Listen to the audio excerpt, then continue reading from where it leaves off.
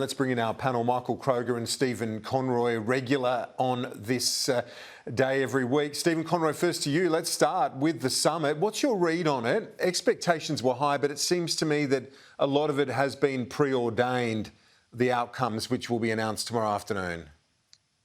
Yeah, look, thanks, Kieran. I was at the Business Council annual dinner last night, and there was a genuine sense of optimism in how well all of the pre-summit conversations and dialogue had been going, and, you know, real breakthroughs. I mean, when the ACTU and the BCA start signing agreements about the need to reform our industrial relations system, that's a win. You've seen COSBOA and the ACTU sign an agreement.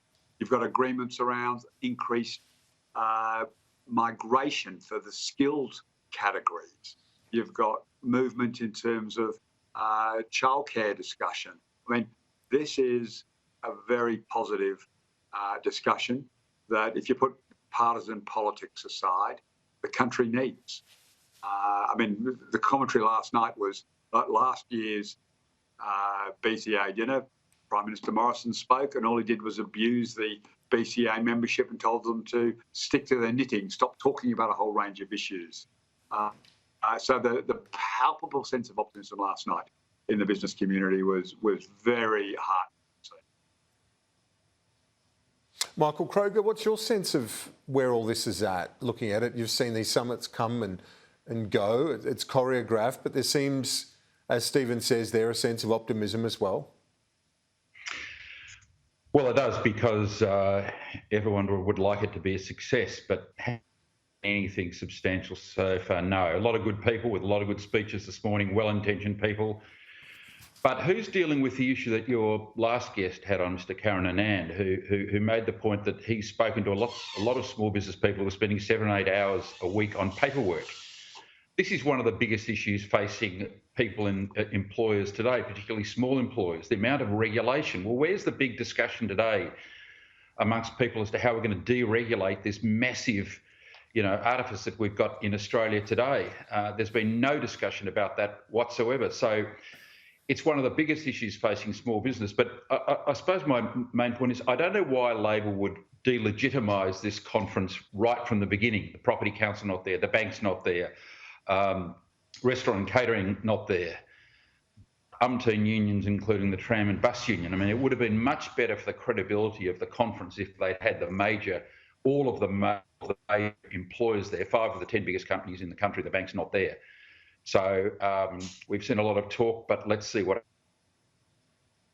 Yep, Stephen, what's your response to that? The suggestion that it's too heavily weighted to the unions. Look, it's just disappointing that the Liberals have to stoop to this sort of argument. We've got a broadly representative group. The banks are representative. The CEO of the Australian Banking, the CEO of the Australian Banking Association is. She's never run a business, Stephen. She doesn't run a bank and has never run a business. She's a lobbyist, and she's there. That's not representing the banks. Of the banks. Well, the banks are happy enough for Anna Bligh to represent them, Michael. No, they're not. The banks, no, they're not. Banks are. Everyone knows they're not, Stephen. No, you're telling everybody they're not, Michael. But yeah, Anna Bligh. So they don't want to be there. This is cheap and lazy criticism, because you, like many people like Peter Dutton, want this to not be a success, and you want to find just what's 3 lines that we can just say to criticise it. I mean, at least the National Party, the Deputy Leader of the Coalition, turned up and is part of the conversation. Whereas Peter Dutton, Michael Kroger and the ilk, they are just wanting to stand outside and throw stones. They're so hoping this fails. Well, they're gonna be disappointed, because this is going to deliver real improvements, real productivity gains, the ability to get real wage increases for workers. This is going to deliver that platform. It's going to start talking about bringing people to Australia to fill those skills gaps, to fill all of those holes that we know every business is needing at the moment. But those who just want to... Stephen, why wouldn't you haven't even got the head... Or this person didn't get invited. Let's hear Michael. Michael, yep. Stephen, don't you think if there was a serious attempt at doing something about productivity, you'd have the head of the Productivity Commission there? But not even he's been invited.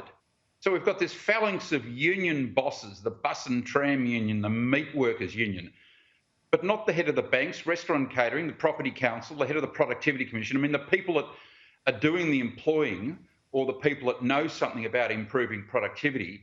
And then we've got many, many community representatives and other good people who have gone along in good faith, and a lot of their contributions have been very good. But then you stack the thing with all of these union officials who've got very little to contribute except complain about everything. Okay, gentlemen, Well, I've got to don't know wrap it up anything there. about- Michael, Stephen, thank you, gents. I've got to wrap it up.